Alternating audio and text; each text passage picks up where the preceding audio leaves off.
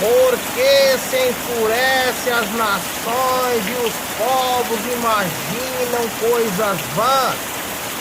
Os reis da terra se levantam, as autoridades conspiram contra o Senhor e contra o seu ungido, dizendo: vamos romper os seus laços, sacudir de nós as suas algemas.